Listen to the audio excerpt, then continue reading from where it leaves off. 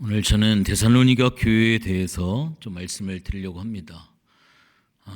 성경에 보면 많은 교회들이 있습니다. 그 많은 교회들 가운데 제가 조금 좀 아이러니컬한 교회가 바로 데살로니가 교회입니다.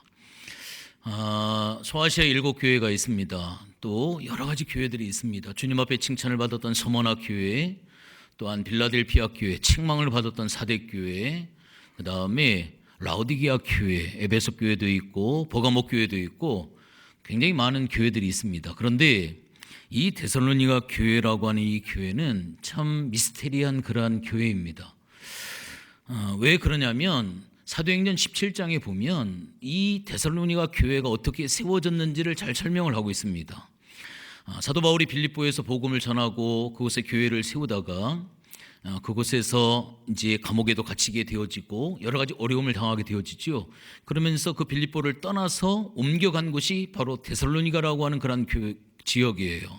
데살로니가라고 하는 지역은 알렉산더 대왕의 고향과도 같은 그러한 곳입니다. 마게도니아의 행정도시가 바로 데살로니가라고 하는 그러한 지역이에요. 그런데 사도행전 17장에 보면 데살로니가라는 지역에서 사도 바울이 복음을 전한 것은 3년도 아니고 1년도 아니고 성경에 보면 새 안식일을 보냈다라고 하니까 딱 3주입니다. 3주 딱 복음을 전했는데 그것도 예수의 죽음과 예수의 부활에 대한 것을 딱 정했는데 그 3주 전한 이 복음이 싹이 나서 세워진 교회가 바로 데살로니가 교회예요. 그러면서 이 데살로니가 교회가 그냥 보통의 교회가 아니고 오늘 성경에도 나와 있습니다만 굉장히 많은 환난과 고난과 역경 가운데에서도 교회가 든든히 세워져 갔던 바울의 마음속에 오늘 여기 데살로니가 1장에 나와 있잖아요. 바울의 마음이 잘 표현이 되어 있습니다. 너무나도 행복하고 너무나도 귀하고 너무나도 복된 마음을 잘 표현하고 있는 것이 바로 이 오늘 1장에 나와 있는 이 내용입니다. 저는 여기 백향목교회에 와서 수도 없이 제자훈련을 했습니다. 제자훈련을 3주만 하는 게 아니죠. 12번을 합니다. 그래도 어려워요. 제가 천안에서 목회를 하면서 한 사람을 데리고 7년을 제자훈련을 했습니다. 일주일에 한 번씩 만나가지고 7년 동안을 했어요. 그랬는데도 교회가 잘 세워지지가 않습니다. 그런데 바울은 딱 3주밖에 안 했는데 어떻게 이 교회가 이렇게 세워질까? 저는 아직까지도 미스테리입니다.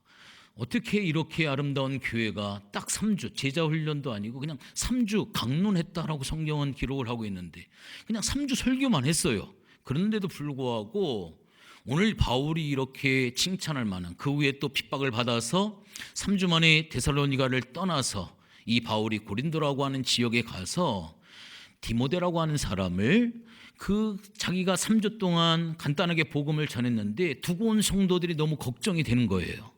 그 사람들이 과연 믿음 안에 잘 설 수 있을까? 너무 걱정이 돼가지고 디모데를 파송을 해서 상황을 살펴보고 알아보라고 했는데 디모데가 상황을 알아보고 와서 보고한 내용을 듣고 사도 바울이 오늘 본문에 보면 너무 기뻐하고 너무 행복해하고 그들이 신앙 안에 믿음 안에 견고히 섰다라고 하는 사실을 듣고 너무 감사한 내용이 오늘 본문에 기록이 되어져 있습니다. AD 50년에서 52년경에 바로 이 바울이 고린도에서 편지를 쓴 첫 번째 편지 내용이 데살로니가 전서, 그 위에 곧바로 이어서 쓴 편지가 데살로니가 후서의 내용입니다. 그런데 이 편지는 바울 서신이 12개, 13개 바울 서신이 있는데 그 바울 서신 중에 가장 먼저 썼던 서신이 갈라디아서하고 데살로니가 전서예요. 그러니까 바울 서신 중에 바울이 가장 첫 번째로 고린도라고 하는 지역에서 썼던 성경이 바로 이 데살로니가 전서라고 하는 그러한 사실입니다. 여러분들 이 데살로니가 전서는 데살로니가 교회는 사도 바울 1차, 2차, 3차 전도 여행 가운데 두 번째 2차 전도 여행 때에 세워졌던 그러한 교회가 바로 이 데살로니가 교회였었습니다. 그래서 오늘 여기 본문에 보면 2절의 말씀 보니까 우리가 너희 모두로 말미암아 항상 하나님 앞에 감사하며 기도할 때 너희를 기억함은 믿음의 역사, 사랑의 수고, 소망의 인내를 우리 하나님 아버지 앞에서 끊임없이 기억하고 있다. 6절에 보면 많은 혼란 가운데에서 성령의 기쁨으로 말씀을 받아 우리와 주를 본받는 자가 되었으니 모든 믿는 자의 본이 되어졌다 라고 이렇게 이야기를 하고 있습니다. 여기서 본이라고 하는 말은 헬라어로 티포스라고 하는 말이에요. 티포스라고 하는 말은 주조물을 이렇게 만들어서 그 주조물에 나비라든지 뭐를 갖다가 부어놓고 그대로 틀을 찍는 그 틀을 이야기하는 거예요. 좀 쉽게 이야기를 하면 붕어빵 틀이라고 생각을 하시면 됩니다.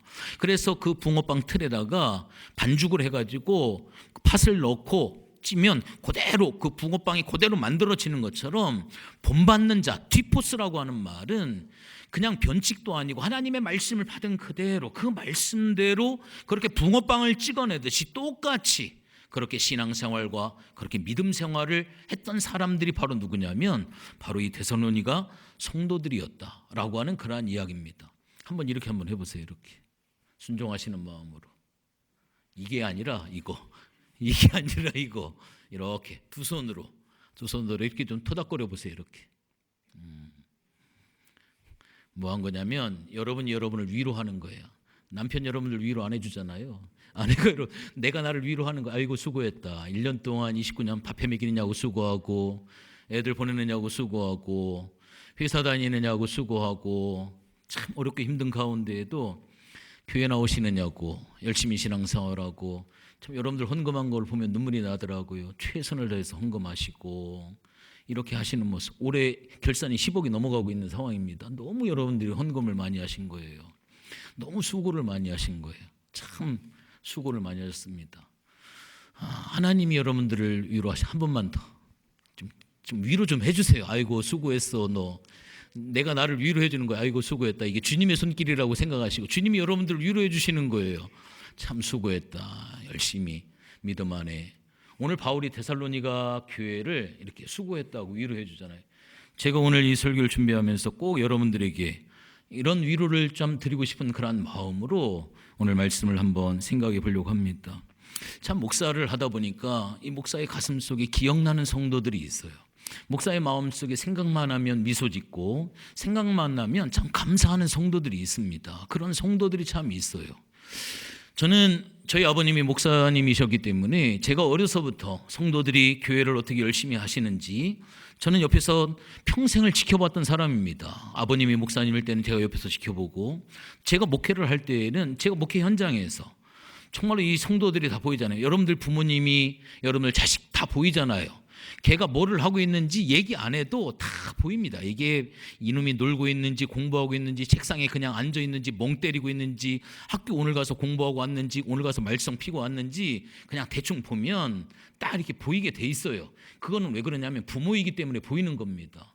제가 목사를 해보니까 성도들이 어떤 모습이 아니라 그냥 보이는 거예요. 그 마음이 느껴지기도 하고 그 생각이 보여지기도 하고 주님을 얼마나 사랑하는지, 그가 얼마나 몸부림을 치고 그가 얼마나 헌신을 하려고 하는지, 그 없는 시간을 쪼개서 얼마 정말 하나님 앞에 기도하려고 하는지, 그것이 보여지는 그게 점수가 아니라 그 내면 속에 목사님이 늘 홍 권사님 이야기하면서 참 그렇게 이야기하는, 그건 목사님만이 그분의 상황의 삶이나 형편을 다 아시기 때문에 내가 그분을 안다라고 이야기하는 것처럼 정말로 그런 가슴 속에 이렇게 오늘 바울이 내가 너희들 모두로 말미암아, 그냥도 아니고 2절에 항상 하나님 앞에 감사하며 기도할 때 너희를 기억하는 것은 믿음의 역사들이 있고 사랑의 수고가 있고 소망의 인내가 성도들 가운데 있기 때문에 참 귀하다라고 하는 그러한 생각을 갖습니다. 제가 늘 이야기하지만 새벽 예배 마치고 6시 40분, 50분에 이렇게 집에를 가려고 하다 보면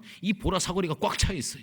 그 새벽에 전쟁을 치러 가면서 일을 하시는 그 직장 생활 하시는 분들, 그렇게 직장 생활 전투적으로 하시고 그 다음에 피곤한 몸 이끌고 교회에 와서 하루 종일 봉사하시고, 우리 목회자들은 내일 쉬거든요. 참 죄송해요 여러분들한테.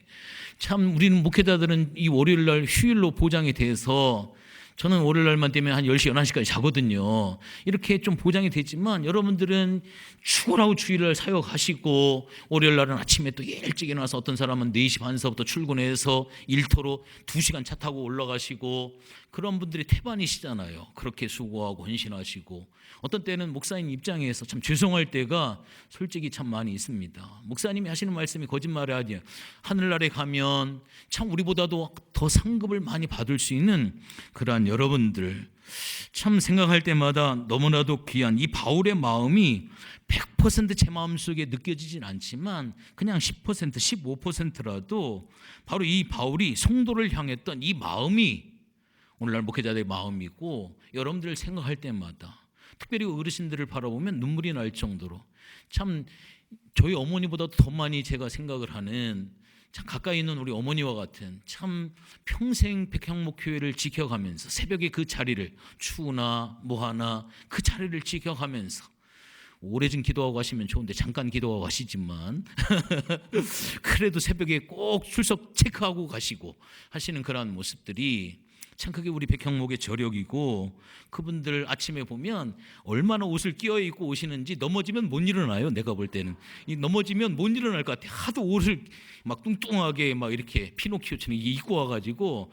엎어지면 진짜 못 일어날 것처럼 막 그렇게 이제 오셔가지고 막 기도하시고 하는 그러한 것들, 보여지고 보여지지 아니하는 그러한 곳에서 이렇게 하나님 앞에 헌신한 이 공동체가 그냥 세워져 가는 것이 아니라 여러분의 눈물과 헌신과 바로 수고라고 하는 것을 분명히 알고 있습니다.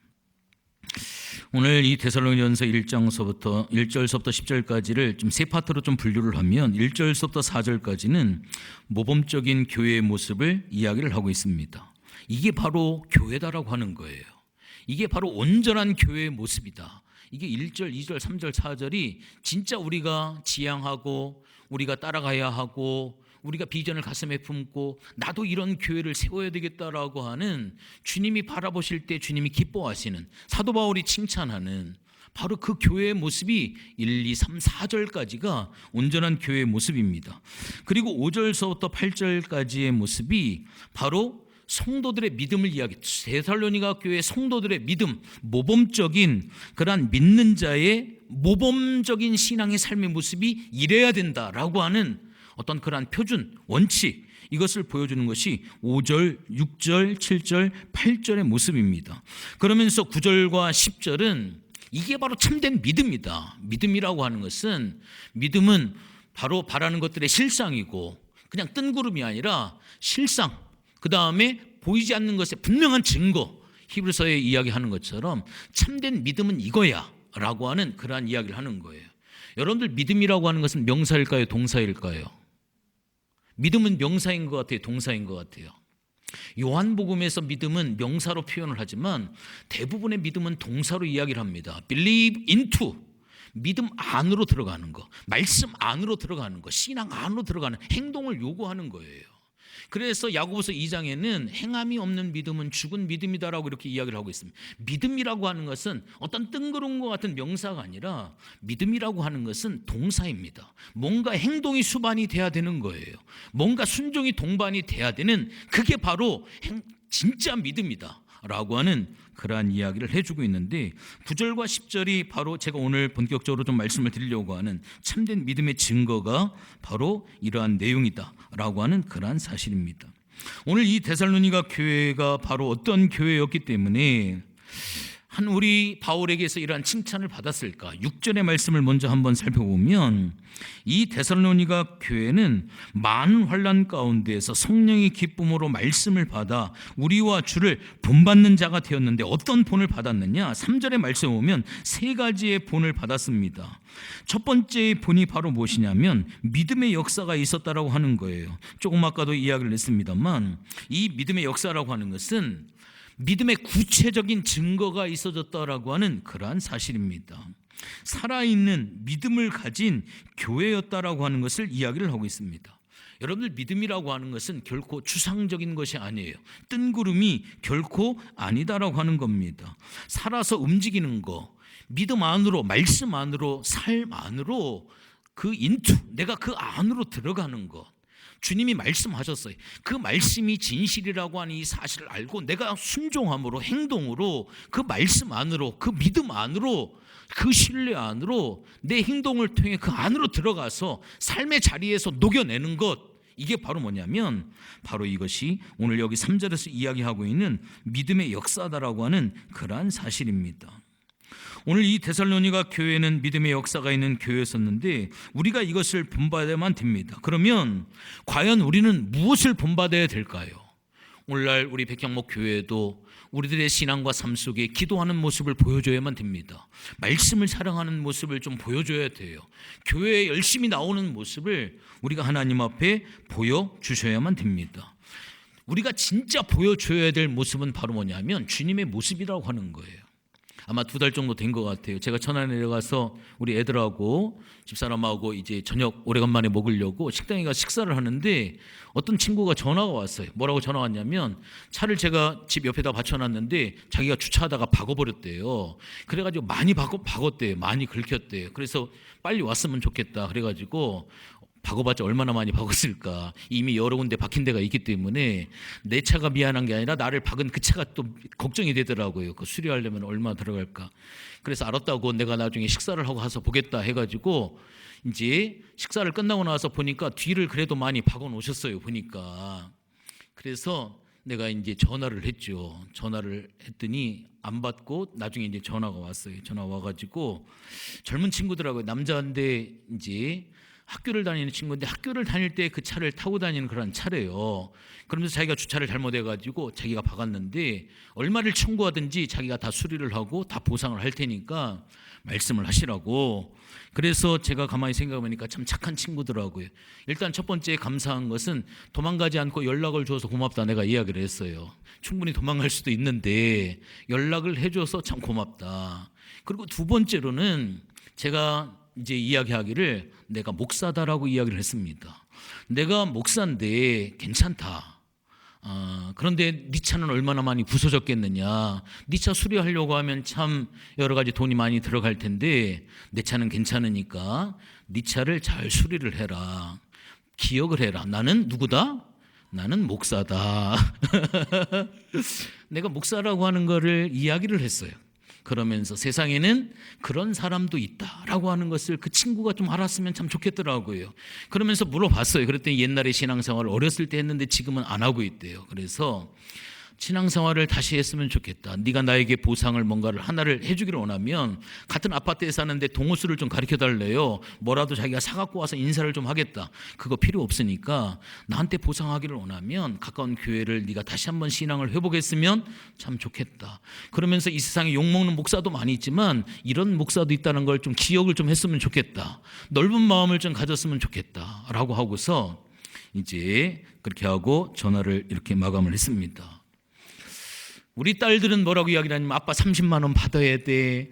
아빠 20만 원은 받아야 돼. 그렇게 하면 안 돼. 그러면서 막 30만 원을 받아라. 20만 원을 받아라. 이거는 충분히 받을 수 있는 거다라고 하면서 이야기를 하더라고요. 제가 정비소까지 가면 한 50만 원을 바꿨더라고요. 여러분 우리가 세상 가운데 주님을 본받는 자가 돼서 기도하는 모습, 말씀을 보는 모습, 정말로 피곤하고 힘들지만 성경을 가슴에 끼고 하나님 앞에 기도하기 위해서 교회를 찾는 모습, 예배를 드리는 모습, 주님의 모습을 보여줄 수 있는 그러한 믿음의 역사가 있는 그러한 성도들이 되어야만 합니다. 그 다음에 두 번째로 데살로니가 교회는 사랑의 수고가 있었습니다. 진정한 사랑은 말로서 끝나는 것이 아니라 바로 수고로서 나타나게 되어져 있습니다. 대표적인 것이 우리 대한민국의 부모님들이죠. 자식들을 위해서 얼마나 많은 수고를 하고 있습니까? 정말로 눈물이 날 정도로 그 자식들을 위해서 자기의 모든 삶을 이렇게 쏟아붓듯이 희생을 하고 그 자식들의 삶을 위해서 내가 고생을 너무나도 많이 했기 때문에 자식들만큼은 고생하지 않았으면 좋겠다라고 하는 그 피맺힌 그 한이 자기의 모든 것을 다 쏟아서 수고할 정도로 그렇게 희생하는 그러한 모습을 볼 수가 있습니다. 이제 우리는 어떻게 해야 됩니까? 이 사랑의 수고가 있어야 돼요.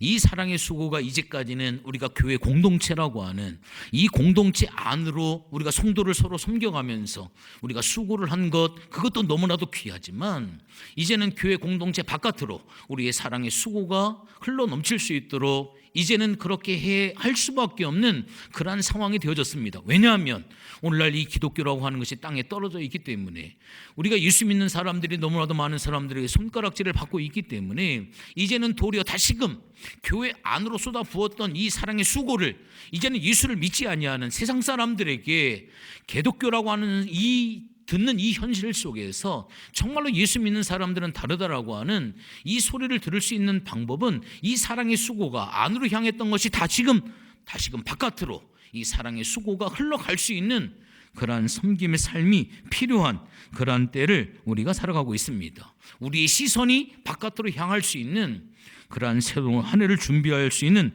우리 교회가 되어졌으면 참 좋겠다라고 하는 그런 생각을 합니다. 그리고 세 번째로 데살로니가 교회가 칭찬을 받을 수 있었던 것은 소망의 인내를 가진 그러한 교회였었습니다. 오늘 여기 성경을 가만히 한번 보십시오. 특별히 6절의 말씀에 보니까 많은 환난이라고 하고 있는데, 환난이라고 하는 이 말의 한자어를 가만히 보면 환자라고 하는 말이 바로 어떤 말이냐면 심장을 꼬챙이로 찌르는 그러한 고통이 환입니다. 그러한 고통, 심장을 막 이 꼬챙이로 막 쿡쿡 찔러가는 그러한 엄청난 고통이 환이고요. 난이라고 하는 이 한자어는 새가 땅을 앉았는데 하필이면 진흙탕에 앉아버렸어요. 수렁에 앉아버렸어요. 그래가지고 이 새가 날기 위해서 그 수렁에 빠져있는 이 다리를 빼려고 하는데 이 다리가 빠지지가 않습니다. 굉장히 어려움을 겪는 거예요. 그 고통의 난입니다. 심장은 꼬챙이로 찔러가지요. 뭔가 수렁에 빠져서 거기서 빠져나오긴 빠져나오고 싶은데 도저히 빠져나올 수 없는 그런 안타까움, 그런 몸부림, 그런 고통, 이게 바로 뭐냐면 이게 환난이라고 하는 거예요. 오늘 이 데살로니가 교회가 바로 그런 환난 가운데 있었다라고 하는 거예요. 왜냐하면 그때 당시에 로마의 지배를 받고 있었습니다. 황제에게 숭배를 하지 아니하면 큰 어려움을 당하는 그러한 상황이에요. 그때 당시 유대인들이 이 기독교인들을 또 엄청나게 핍박을 하고 고통을 주던 그러한 상황이었습니다. 그러한 고통, 그러한 어려움 가운데 신앙을 지킨다라고 하는 거, 이것은 너무나도 힘든 거예요. 여러분들 성지순례를 가면 이집트의 예수님 피난교회라고 하는 그곳에 방문을 하게 되어지는데, 그곳을 주변을 보면 이집트에서도 가장 못 사는 지역이에요. 그 지역은 이 콥트교라고 하는 사람들이 한 20, 30가구가 예수님의 피난교회를 정점으로 해서 신앙을 지켜가면서 이렇게 살아가고 있습니다. 이집트는 주민등록에 종교를 표시하게 되어져 있는데 거기에다 기독교라고 표시를 해버리면 공무원에 가지를 못합니다. 공무원에 나갈 수도 없고요. 국가의 어떤 중요한 요직, 선생님도 못하고 아무것도 못하는 거예요. 그럼에도 불구하고 그 사람들은 당당하게 주민등록증에다가 종교를 기독교라고 표시를 하고 그 어려움 가운데 그걸 감수하고 살아가고 있는 사람들이에요. 신앙을 지켜가고 있는 그러한 사람들. 사회적으로 부당한 대우를 당하고 어려움을 당할 것을 미리 다 알고 그거를 다 감수해 가면서 신앙을 지켜가고 있는 그러한 사람들. 오늘 이 데살로니가 교회들도 마찬가지예요. 황제를 숭배하면 편하게 살 수 있어요. 그러나 황제 숭배를 거부를 하고 그때 당시에 유대인들에게 손가락질을 받아가면서도 신앙을 지켜가는 그 환난, 우리가 생각하는 환난의 차원이 넘는 거예요. 그 어려움 가운데에서도 성령의 기쁨으로 말씀을 받아서 우리와 주를 본받는 사람이 되어졌다라고 이렇게 이야기를 하고 있습니다. 그 이유는 바로 뭐예요? 예수님이 이 땅 위에 재림하실 것이라고 하는 그 소망을 가지고 있었기 때문에 그렇습니다. 그런데 데살로니가 교회는 너무나도 이게 깊이 들어가 버렸어요. 주님이 내일 모레 올 줄 알고 생계를 다 포기를 해버렸어요. 나중에 바울이 듣고 보니까 이거는 가관이에요. 주님이 오신다라고 하니까 내일 모레 오실 줄 알고 생업도 포기하고 다 포기하고 주님 오실 날만 기다리고 있는 거예요. 그래서 불이 나게 편지를 또 쓴 거예요. 그래서 데살로니가 후서에 보면 그것에 대해서 권면하고 급하게 편지를 또 써서 그렇게 하지 말아라 라고 하면서 쓴 것이 데살로니가 후서가 되어지는 그런 성경입니다. 그러나 이 성도들은 주님의 재림에 대한 인내, 주님의 재림에 대한 소망을 가지고 현재 환난과 고통과 어려움의 상황을 잘 견디고 이겼다라고 하는 겁니다. 신학자였던 벵겔은 그렇게 이야기를 합니다. 주님을 기다린다라고 하는 거, 이것은 내가 그리스도인이라고 하는 가장 확실한 특징이다. 주님을 기다린다라고 하는 거, 주님을 소망한다라고 하는 거, 마라나타 주여 어서 오시옵소서. 그의 삶 속에서 마라나타의 신앙이 나타나는 것은 저 사람이 바로 예수 믿는 사람이야, 저 사람이 진정한 신앙인이야 라고 하는 것을 보여주는 근거가 되어진다 라고 이렇게 이야기를 하고 있습니다. 오늘 이 데살로니가 교회는 하나님께서 주시는, 바울을 통해 주시는 이 복음을 쏟아붓지 아니하고 이 복음을 그냥 넘기지 아니하고 이 복음에 대해서 오늘 이 말씀처럼 반응을 했습니다. 어떻게 반응을 했을까요? 오늘 성경의 9절과 10절에 그 말씀이 나와 있습니다. 오늘 9절의 말씀을 보니까 그들이 어떻게 했습니까? 하나님의 말씀이 선포가 되어졌을 때 그 말씀을 그대로 받아가지고 어떻게 했어요? 우상을 버렸다라고 하는 거예요. 우상에게서 돌아왔다라고 하는 거예요. 우리는 쉽게 이 말씀을 읽지만 오늘 이 말씀은 굉장히 쉬운 말씀이 결코 아닙니다. 그들이 과거의 죄된 삶에서 돌이켰다라고 하는 거예요. 뭔가 살짝 바꾼 것이 아니라 삶의 방향을 새롭게 바꿨다라고 하는 겁니다. 9절의 말씀을 한번 보세요. 후반절에 보니까 너희가 어떻게 우상을 버리고 하나님께로 돌아와서라고 하는, 이 돌아와서라고 하는 것은 복귀했다라고 하는 거예요. 내가 어떤 거를 했는데 그게 잘못됐다라고 하는 것을 알았어요. 그러면 거기에서 다시금 돌이켜서 그 오류에서, 그 죄악된 곳에서 바른 삶으로 그 방향을 바꿨다라고 하는 겁니다. 우리는 이것을 성경에 근거로 해서 이것을 회개다라고 이렇게 이야기를 합니다. 회개라고 하는 것은 단순히 뉘우치는 것으로 끝나지 않습니다. 회개는 후회하는 것으로 끝나지 않습니다. 회개라고 하는 것은 잘못된 그러한 가던 길에서 미련 없이 그것을 벗어버리고 돌아서는 것, 바른 길로 돌아서는 것, 이것이 전환되어지는 것, 이것이 바로 무엇이냐면 이게 바로 회개라고 하는 거예요. 오늘 이 데살로니가 교인들은, 데살로니가 사람들은 우상을 숭배하고 헛된 길로 가다가 이게 복음을 듣고 난 뒤에 이게 잘못된 거구나, 이게 바른 길이 아닌구나 라고 하는 것을 복음을 듣고 깨달았어요. 그리고 난 뒤에 그들이 가던 길을 완전히 바꾸어서 섬기던 우상을 완전히 벗어버리고 그들이 가던 길을 완전히 돌이켜서 복귀해서 바른 길로 말씀 안에 인도하는, 하나님만을 섬기는 그러한 길로 돌이켰다라고 하는 그러한 이야기입니다. 오늘 성경을 보면 우리가 한번 생각해 봐야 될 사항이 하나가 있습니다. 그들이 하나님께로 먼저 돌아온 후에 그들이 우상을 버리고 하나님을 섬기게 되어졌다라고 하는 그러한 사실이에요. 우리가 성경을 보면 이렇게 순서가 되어질 수가 있어요. 우상을 버리고 그 다음에 하나님께로 돌아왔다, 이렇게 생각할 수가 있는데 그것이 아니라 그들이 먼저 하나님 앞에 돌아온 후에 그들이 우상을 버리고 죄에서 돌이키고 하나님을 섬기게 되어졌다라고 하는 그러한 사실입니다. 여기 있는 대부분들은 군대를 가셨겠죠. 군대를 가시면 제일 첫 번째 어디를 가냐면 훈련소라고 하는 곳을 가요. 그래서 훈련소에 가면 거기 훈련소에는 번호만 있고요, 계급장이 없습니다. 다 훈련병이에요. 6주라고 하는 과정에 훈련을 다 겪고 난 다음에 자대 배치를 받고 그 다음에 이제 2등병이라고 하죠. 짝대기 하나, 그 다음에 1병, 그 다음에 상병, 그 다음에 병장 해가지고 이제 계급장을 달게 되어집니다. 훈련병 때 보면 가관이 아니에요. 이게 훈련을 받을 좌로 가 우로 가면 좌로 가는 사람 3분의 2, 반대로 우로 가는 사람 3분의 1. 이게 좌측인지 우측인지 이게 어디로 가는 건지 이게 막 제식 훈련을 하면 처음에는 막 분간이 안 돼 버려요. 도대체 뭐가 뭔지 막 해가지고 이게 구분이 안 돼요. 그래가지고 나중에는 이제 기합을 할 때 마지막 뭐 하나 둘 셋 할 때 네 번째는 구호를 붙이지 않는다 해가지고 뭐 뜀뛰기를 해가지고 20번 해가지고 20번 마지막 네 번째에는 야 하는 소리를 안 하면 돼요. 그런데 야들 안 하는 사람이 꼭 한두 명이 생겨가지고 그 다음에는 40번 마지막에는 이제 소리를 안 지른다 해가지고 하나 둘 셋 막 세가면서 하다가 마지막 40번 딱 하는데 꼭 저쪽에서 야 해가지고 그 다음에 또 80번 막 이렇게 해가지고 막 어렵게 되어지는, 이게 뭐가 뭔지 구분을 못해요. 그러다가 1병 하나 달고 2등병 달고 1병 달아가면서 군인의 모습이 점차 갖춰지게 되어지죠. 여러분들 훈련병은 군인이에요, 군인이 아니에요? 훈련병은 군인이에요, 군인이 아니에요? 훈련병도 군인이에요. 훈련병 훈련받다가 탈영하면 그건 탈영입니다. 왜? 군인이기 때문에 탈영이에요. 군의 법을 받는, 사회의 법이 적용되는 거 아니라 이미 머리 깎고 훈련소 그 철문 딱 들어가는 순간서부터 군인이 되어지는 거예요. 군인의 모습은 갖추지 않았지만 실상 군인이에요. 군인이면서 점차적으로 군인의 모습을 갖춰가는 거예요. 오늘날 우리들도 마찬가지. 내가 예수 믿고 하나님의 자녀가 되어졌어요. 그러나 하나님의 자녀가 되어졌다라고 해서 그 다음서부터 죄도 끊고 뭐도 끊고 목사처럼 막 그렇게 신령하게 신실하게 그렇게 살아가느냐? 그렇게 살지 않습니다.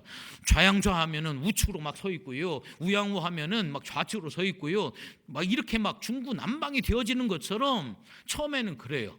그렇게 되다 보니 거기에 괴리감이 생기고 내가 정말로 신앙인인가, 내가 이렇게 해서 믿음 생활하는 것인가 스스로 자책할 수 있는데 그럴 필요 없습니다. 그러면서 점차 신앙으로 우리가 성장해 가는 거예요. 하나님의 부르심 앞에 하나님의 자녀가 되어지고 그 다음서부터 하나님의 은혜를 깨닫게 되니까 우상도 버리게 되어지고 믿음의 길에 서게 되어지고 주님을 사랑하는 사람이 되어지고 그러면서 순교의 자리까지 가게 되어지는 성숙된 성도의 신앙으로 우리가 하나님 앞에 나갈 수 있게 되어진다고 하는 겁니다. 여러분들, 우리가 먼저 필요한 것은 예수님에 대한 믿음, 이것이 중요하다고 하는 거예요. 우리의 삶을 고치고 그 다음에 믿음을 갖는 것이 아니라 먼저 우리의 하나님에 대한 믿음을 갖고 그 위에 우리의 삶을 바꾸어서 하나님이 원하시는 신앙의 삶으로 우리가 하나님 앞에 나아갈 수 있다라고 하는 그러한 사실입니다.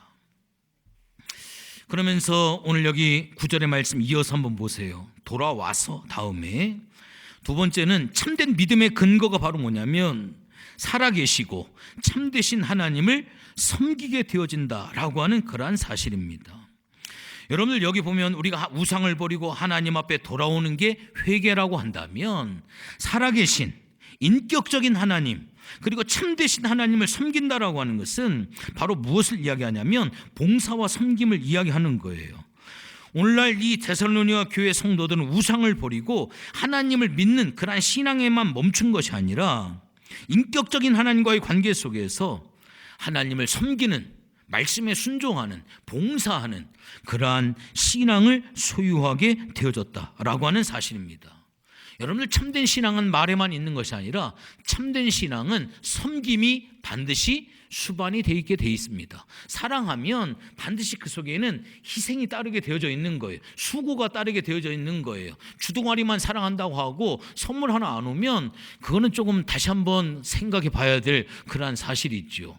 사랑하면 반드시 거기에는 수고가 따르게 되어져 있는, 희생이 반드시. 우리 아내가 웃고 있네요. 해놓고서 미안하네. 아이, 참나. 따르게 되어져 있어요. 섬김이 따르게 되어져 있습니다. 거기까지.